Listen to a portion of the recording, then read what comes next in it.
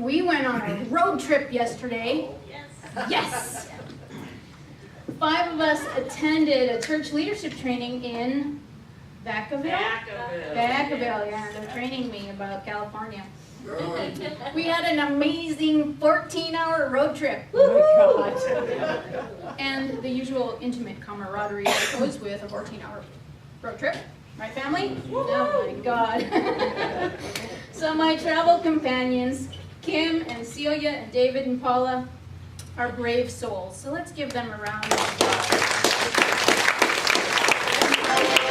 Thank you. You know, we've been in this process of transition for quite a while, and if there hadn't been enough change and transition going on, these brave souls accompanied me to explore a deeper level of the anxiety that comes with change and transition. And they survived the experience with love and joy and laughter. It was an amazing process. So just to include you all in on what is the energy about today, I'd like you to know that, this is from the handout, but it summarizes it. Healthy Congregations Workshop encourages and promotes healthy leaders, practicing healthy behaviors and communication skills to model and empower others to do the same. Can you tell I was in advertising in my first career? Healthy Congregations is a process that can transform a community or congregation from one experiencing dysfunction, disharmony, anxiety, and conflict to one exhilarating experience of love, understanding, and peace. May you have an amen. All right, so enough of that. 2 months ago, we talked about a whole month of the process of GROW, G-R-O-W exclamation point, where we talked about, during that process, the actual step-by-steps to walk us all through it. And we discussed anticipation of the change. You all were excited. You hired a minister. Oh my God, you had no idea what you had signed up for. We did, that's why we did. Yeah, exactly. And I know it's been an exciting experience for all of us, and so we've moved through the physical change on multiple levels. There's not been a corner of this facility that I have not gotten my little cleaning self into, and organizational cleanup in. And now we're into the adaptation phase, recognizing that as all of this comes together, we're going to have to come to a new groove. And we're in that place still. It takes a little while. Change is not what Samantha used to do with that little bewitched nose of hers, although I wish that would work for me. Thank you. I love it. So as we assimilate into the new circumstances of our lifestyle, because it is our lifestyle, I'm not in this together and you're not in it alone, we transition from adaptation into integration. There's a groove going on, there's a whole new way of being anticipated and explored, and you're getting used to the fact that when you show up on Sunday, it's your job to look for what on earth did she change this week, because we know it's something. You know, you're used to that now, it no longer scares you. And so as we make that sense of connection to what was and what is and what will be, we're excited. So as we move forward in our process of church growth, as they say in the textbooks, many people believe that church growth is about adding more people, and by doing so, we will relieve ourselves of worry and stress. Who here has that? Come on, don't lie to me. All right. It's a myth. Oh no. Sorry, our board president just went to terror and panic. Don't worry, I have a plan. That's what I tell them. Don't worry, I have a plan. So there will be more money, there will be more people, there will be more stress. Why? Because we're in the constant flux of adding new spices to the soup. Okay, when you're in the kitchen making soup from scratch, which I love to do being a former gardener, there's like vegetable choppings everywhere and spices over here and dropped parsley over there, and you know, the cat is looking for what can they eat, and you know, it's all a mess. You throw it all in the pot, you let it simmer for a little while, and voila, magic. Mmm, yummy. Delicious, yummy soup. You're all hungry now, aren't you? So the reality of church growth that is happening is the more new things you keep adding, and it won't be my fault anymore, the I knew you were listening with that one. The reality of church growth comes back to consciousness. It's our consciousness that as we draw new people to this community to share in our oneness with God, to share in our oneness with each other, with us, it's you and me that is doing the drawing power. We are acting like magnets. We have newcomers here today. We've had newcomers last week. We've had newcomers all the time. And they're coming back, too. And they're coming back. I like that. I like it. It's a good feeling to be that open and inclusive, ever-expanding community of love and acceptance. Well done, team. And it comes down to you and me walking our faith. Who here is willing to walk their faith? I'll do it. Oh, I love you guys. In the recent appreciative inquiry process, it was a long day yesterday, so my brain keeps wanting to like reorder the words. But in the recent appreciative inquiry process, where we recognized what we are, who we want to be, where we need to go, and oh my God, how do we get there? We've explored a lot of wonderful things about this community. And there's been a point where we had to also address our fear. Y'all remember that one? Yeah, that was last week. I called you out on the fear that you're holding, and that you're holding not only in consciousness, but in language about this community. It's not a magic wand that I can go or twitch my nose and poof, it'll be gone for you, or for myself for that matter. We have to work through it. We have to feel the anxiety. We need to shiver in our shoes or flip-flops, at least for a little while. Why? Because we're human and we enjoy that process. You say you don't, but if you didn't, you wouldn't repeat it so often, right? Come on, be honest. Oh, busted big time. I hate when she does that. So when we continue to ping pong back and forth about, yes, we can be the most amazing community in Fresno and the only Unity Center that is the only Unity Center, imagine that, in this community, and we can be an amazing spiritual center and open and receptive to all faiths. When we say that and then we go, yes, but we don't have this, and we don't have that, and we can't do this, and we can't do that. The ping pong back and forth in consciousness is confusing the universe. Who here wants to deal with a confused universe? Not me, man. No way. So, it's important to be clear about what it is you want. Amen. Amen. Thank you, Jim. I just noticed your footwear. I don't know why, but I did. Oh. So when we say yes, but, all those many times, what I want you to do is get your butt out of my face. Did you like that? Did it shock you? No. All right. So we say we want to grow, but we come up with a few yes buts. And we say we can't do so for a multitude of creative reasons, and I am just blown away by how creative y'all can be. It's amazing to my mind to know the level of imagination that is manifested here in this community. So we're going to flip side that coin and use all that imagination for good.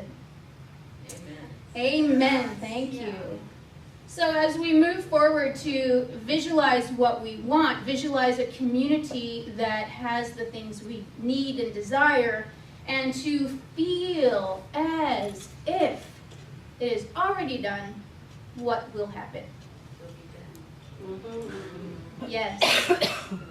Samantha will have been here. Oh, so as we release all of the past and we move forward with faith, we know that there are two ways that we can deal with any situation: war or peace. Have you read the book? It's like this big. War or peace. You can be in total resistance and rebel the process. How's that worked for you? Yeah? Good. You can force your opinion about what should be done and when it should be done. You can play the blame, shame, guilt game. How many of you have done that? Not in this community, but elsewhere. Come on. Uh-huh. It's a possibility. Hey, I think that is just a horrible idea. What on earth was the board thinking, making us go through all this change and this upheaval? We've got to stop this insanity right now. Or have a positive experience about it and say, oh cool, let's see what this possibility has in store for us and what opportunities open up for the community. I'm looking forward to the town hall meeting where we can learn more, ask questions, and dialogue about both the potential and possible pitfalls. Amazing things happen when we come together as a community.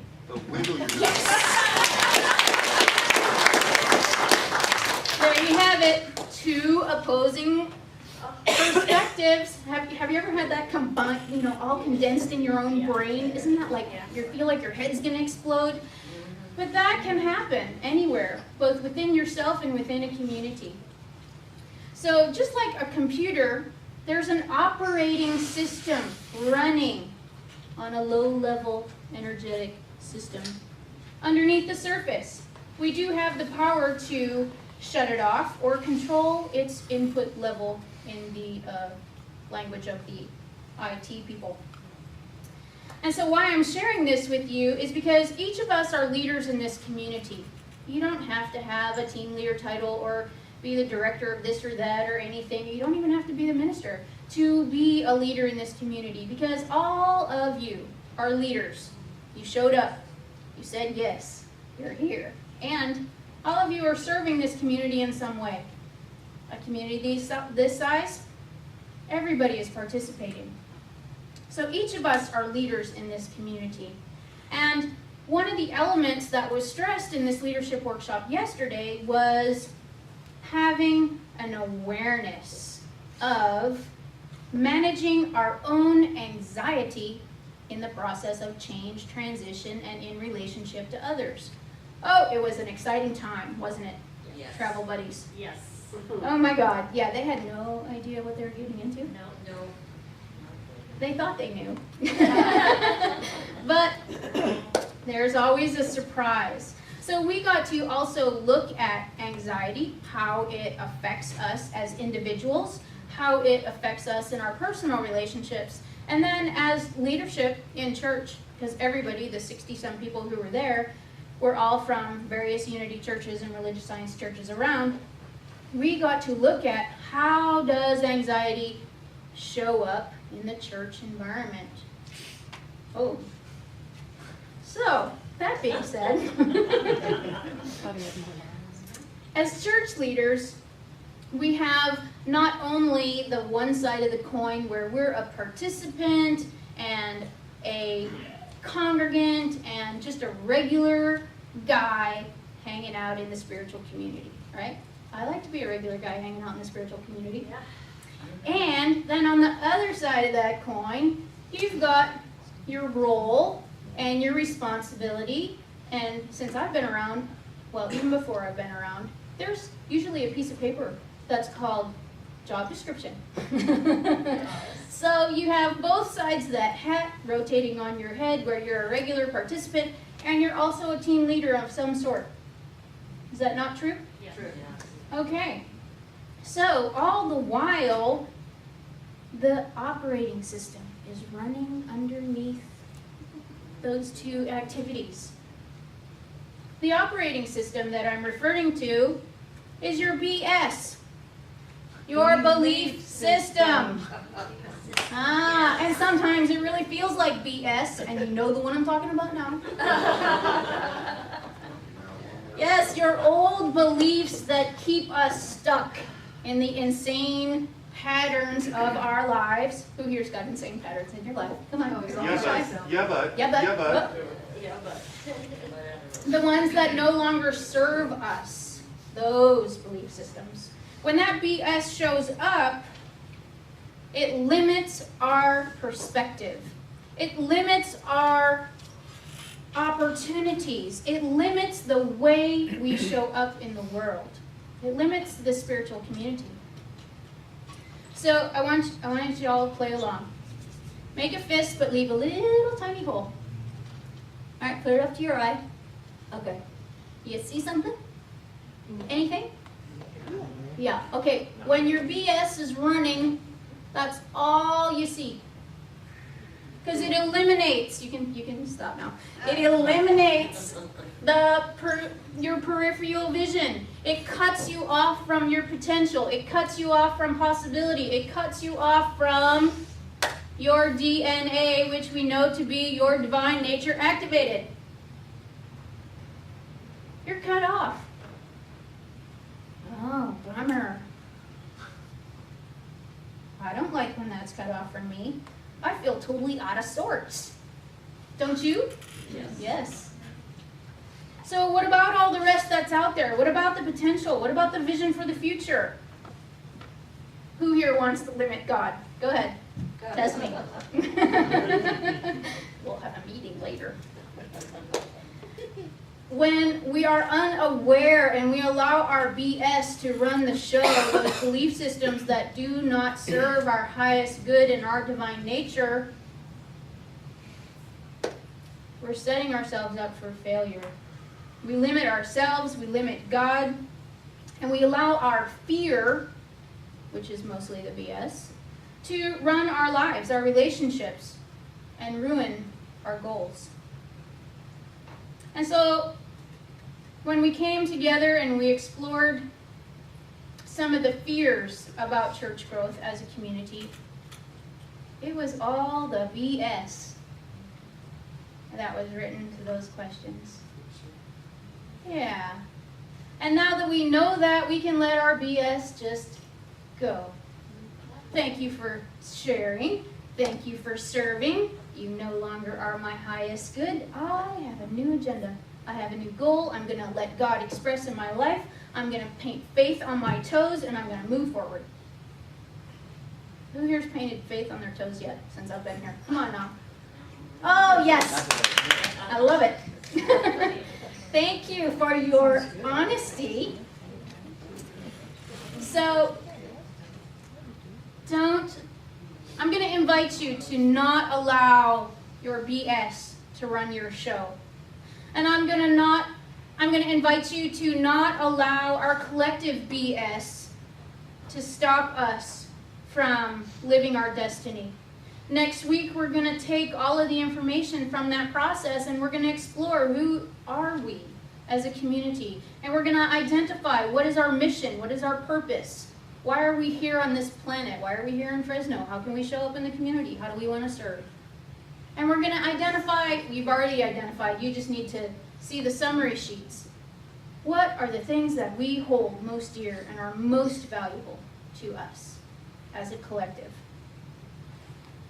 Wayne Dyer said that, believe it and you will see it.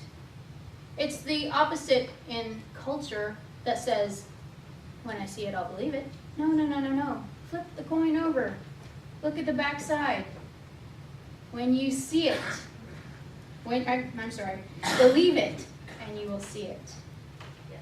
And so that is your challenge as you move forward to do what is yours to do this week.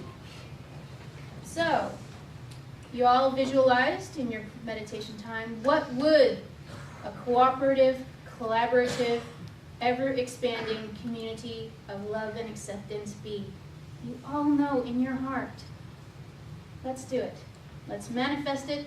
Let's invite the people in and have a new way of being with faith at the forefront.